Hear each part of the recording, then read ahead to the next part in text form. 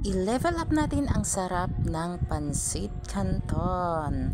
Yes, sobrang sarap nito mga jay. Ito lang yung ingredients: oyster sauce, repolyo, carrot, at syempre yung pansit canton natin. Habang nagpapakulo tayo ng pansit canton, is atin na tong ready. Kisahin na natin yung carrot at saka yung repolyo. Tapos lagyan na natin ng oyster sauce. Yan, imekos-mekos lang natin mga jay. O after that, syempre, yan, pag naluto na yung gulay mga jay, ilagay na natin yung pansit canton. Yan, tsaka imekos-mekos ulit at tsaka ihalo na natin yung mga pampalasa niya. Syempre mga jay ha, yan. Nilagyan ko yun ng kunting tubig yung mga gulay kanina na ginisa mga jay para hindi siya masyadong dry. Yan, imekos-mekos naman natin. At syempre, ready na ang ating masarap na pansit canton.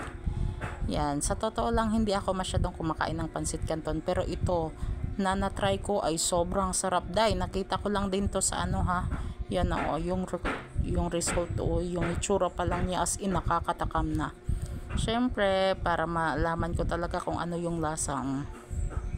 Baka sabihin nyo hindi ako kumain, ang sarap niya talaga mga jay. Sige, yun lang, bye.